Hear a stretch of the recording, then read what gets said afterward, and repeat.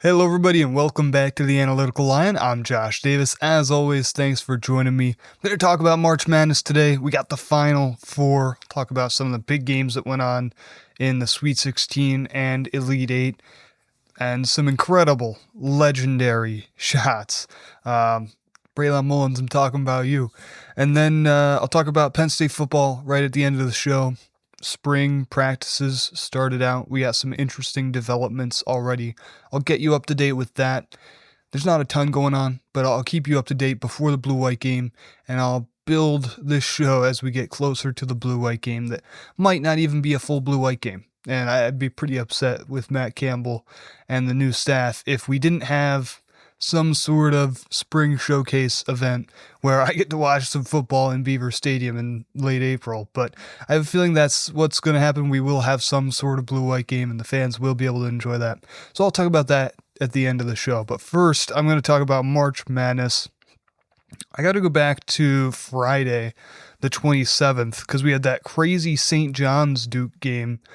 Duke's been involved in tight games the entire tournament, and they'd been able to escape all of them, including this one where St. John's game-tying three fell off the mark. Not the best play design there, but Pitino gave Duke their run for their money, and they moved on. Then we had Michigan dominating Bama and Tennessee. Listen, on that side of the bracket, I predicted a lot of chaos. I had St. Louis doing a lot. I had Iowa State doing a lot, which Iowa State struggled against Tennessee. You could tell missing Jefferson meant a lot to them. And you could tell Momcilovic, with him not having his best game in the biggest moment, that was really tough. So my champion fell short in a loss to one of the best rebounding teams in the country, and you could tell that that rebounding for Tennessee is what propelled them, but they couldn't contend with the size of Michigan. And so Michigan's simply one of the best teams in the country. When I looked at a lot of the stuff before the bracket, before March Madness started, and you're looking at CBB analytics and we're going through all the stats and numbers, and you look and you say, well, what are the best teams in the country? And I'm picking out certain metrics here. Michigan was the top one in all of them. There should really have been no debate that this was statistically the best team in the country, up there with Duke. Those were the top two teams. And then you have a team like Arizona go through and absolutely steamroll everybody. I had them losing early on to either Arkansas or Utah State. And they just steamrolled all those teams. When they've needed to be strong defensively, they were elite defensively.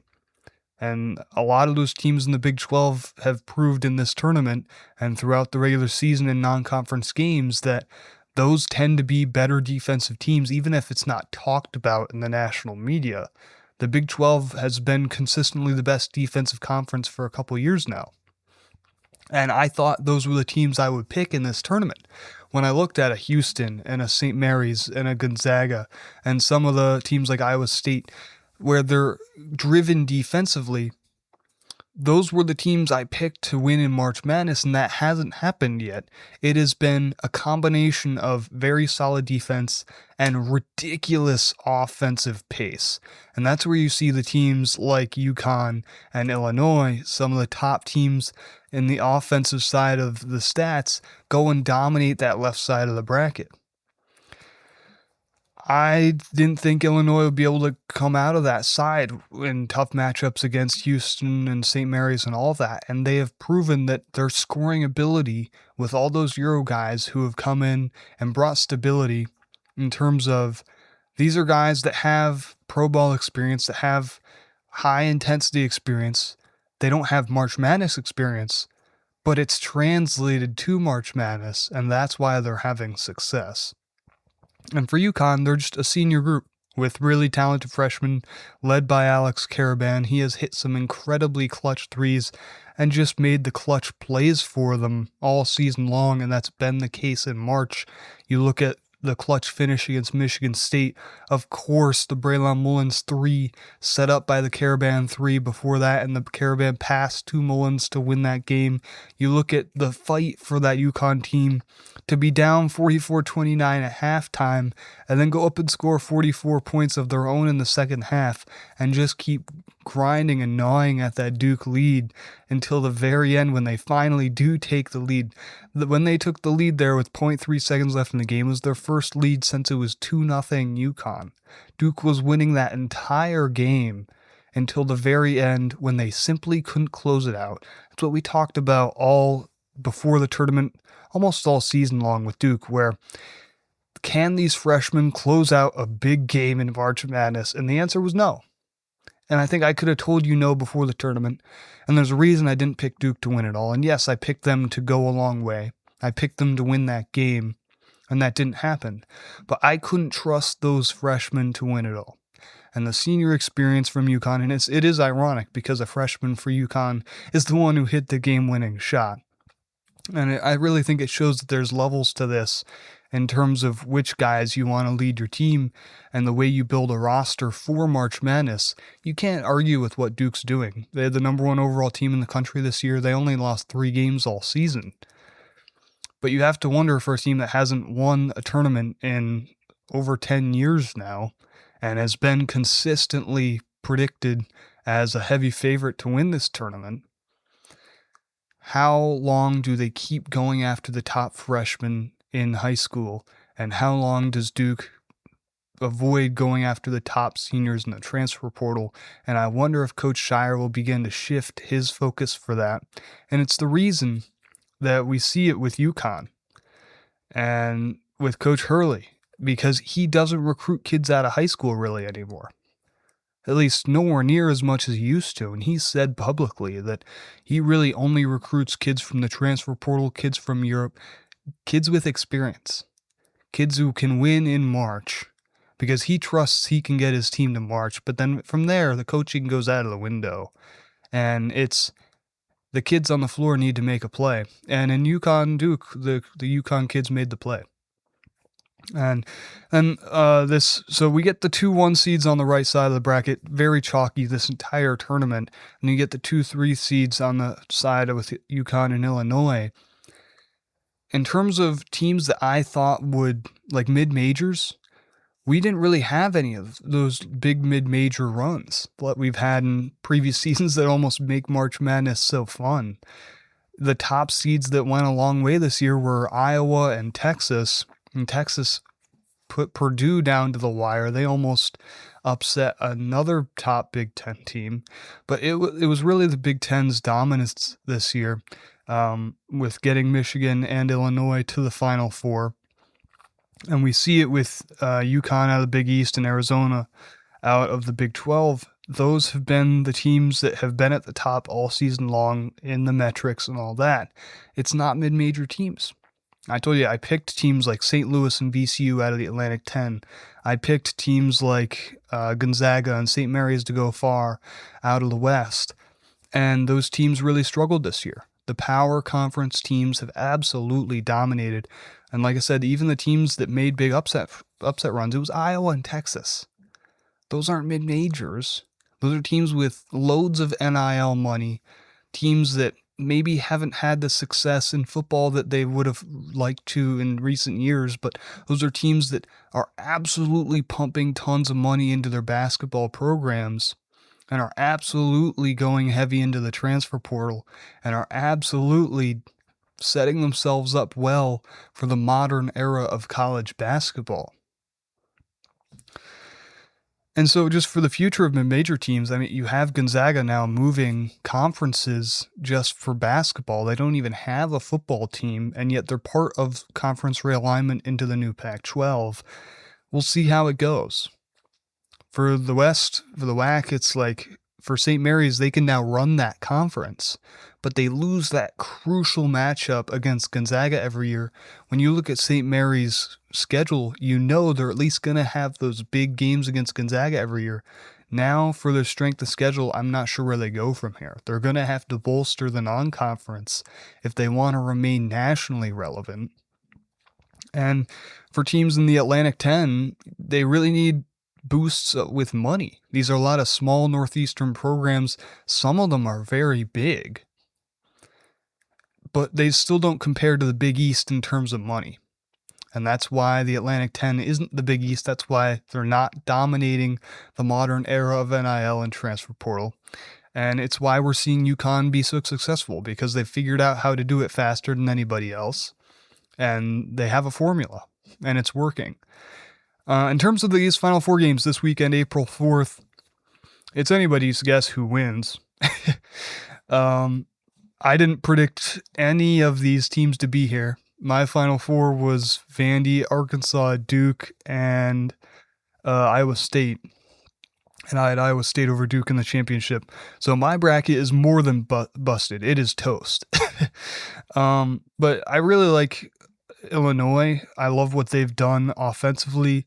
Of course, these games are in Indianapolis, so it might be a bit of a home atmosphere. I'm not sure how brutal the ticketing is going to be for getting to this Final Four, but who knows? UConn, it's hard to go against them with how they've fought through this tournament, but at the same time, you almost feel like there might be a lack of focus. We talk about it with Penn State football all the time with, okay, you just had a huge win, you're celebrating all week, maybe not doing practices, maybe not fully locked in on the next game, and oh shoot, you lose a stinker. So there's two ways this could go. One is Coach Hurley has his team partying all week and not locked in, not practicing, or it's, okay, we're building momentum and we're still locked in and we're using this game as fuel to keep going. There's different ways it can go. For Michigan and Arizona, you could argue that these are the two best teams in the country right now going head-to-head in a potential early championship matchup, because Arizona's looked like the best team in the country the last maybe month or two of the season, only 2 losses the entire year. And of course, Michigan, they ended the season on a little bit of a slow note, losing in the Big Ten tournament, all that, but they've dominated in this tournament, and yes, their path has been easier. The top seed they faced was a 4 seed in Arkansas. It wasn't a 4 seed in Arkansas. I'm thinking of Arizona. Was the top seed they faced? It was the 4 seed Alabama. Sorry. But the key with Michigan is they really haven't faced an elite team in the sense that Arizona has faced when they played Purdue, and Arizona absolutely mopped them. So you go into this game, and I just think Arizona's a little more tested. And of course, that doesn't mean too much in terms of just one game in this big of a setting. And of course, Michigan is so talented, but I do think they've had some issues in the past in the very big games of coming through and the players leading themselves. And Dusty May has been here before. So it's just a really interesting matchup. You could really easily say that the winner of Arizona-Michigan is your national champion. And of course, anything happens, but these teams are 2 games away from being national champions. So yeah, there we go. That's my March Madness segment. I've been having a ton of fun watching it. You can't get much better than that. That Braylon Mullins 3, that's one of the best shots I've ever seen. The complete comeback, from the logo, the way that the missed free throws and the missed threes early on probably should have doomed them, and they still found a way to win. The pure chaos at the end, the announcing, Bill Raftery's reaction, Coach Shire's reaction, Coach Hurley headbutting the ref afterwards because he's just so frazzled out. It's like just pure cinema, right? That's why we watch March Madness, and this March Madness has been so chalky. But when you have a matchup that was this hyped up with UConn, Duke, Coach Shire, Coach Hurley, and all these great young talented players, and a couple of seniors for UConn leading the comeback and finishing it off with that shot, it's legendary. It's what makes March Madness. But yeah, let's talk about Penn State football just for a few minutes. I don't have tons of stuff for you, just wanted to let you know Penn State has started their spring football practices. Coach Campbell has had his first couple of practices in the Lash facilities. It's exciting stuff. He's preached a lot of accountability stuff. The teams have accountability groups now, and if they don't win competitions, they have to clean parts of the facility, and it's just unique stuff that we really haven't seen at Penn State in a while. And it's probably refreshing for a lot of people to see, and it's probably refreshing for the players to experience that kind of accountability and leadership at the top when you had a James Franklin coach that was probably very hands-off his last year in terms of letting the guys do their own thing, feel their own pressures, do their work their own way, and we saw how that worked. In terms of when the times got tough, the locker room fell apart, the team fell apart. When a guy got injured, players weren't able to step up. The coach wasn't able to keep the locker room together. And so I like the basis that Coach Campbell is bringing here to Penn State, and he's starting out with accountability. It's as simple as that. He wants guys to compete each and every day in everything they do. Competing in the little things, not just competing in reps on the field. It's off the field. It's competing with grades. It's competing with attendance. It's competing with cleaning. It's competing with literally everything they do. And in terms of the intensity of that, I think that just builds mental toughness, mental character, and we'll see if it brings results on the field.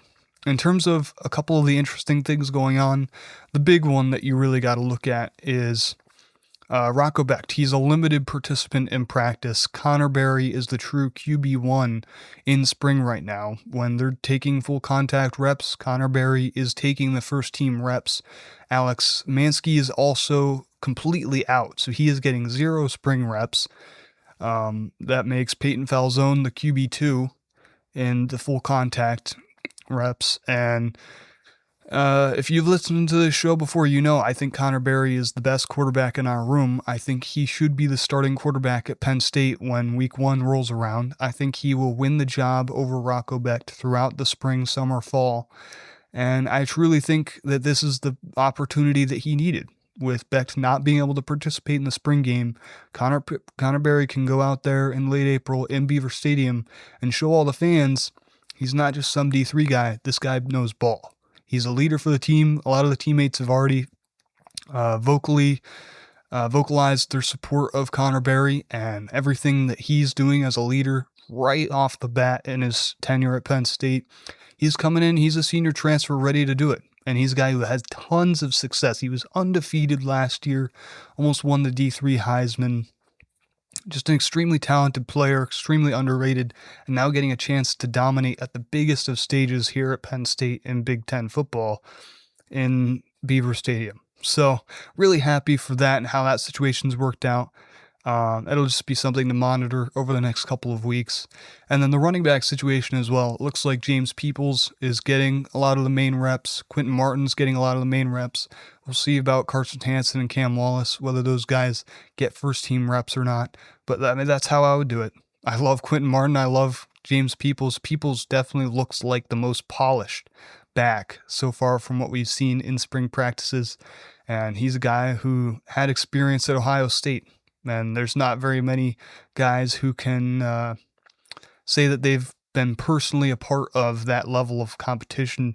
So to bring that in and say, this is how we did things over there. This is the level of competition you have to do every single day in practice. It's at the highest level. So really good stuff for Penn State football so far. I can't wait to see what they can bring throughout the next few weeks leading up to the Blue-White game. Thanks for joining me on the Analytical Line today. I'll keep doing weekly shows all the way up till the Blue-White game, building that. Might do a couple big position previews for some of the interesting things. So just stay tuned and keep watching the Analytical Line. And as always, go Nittany Lions.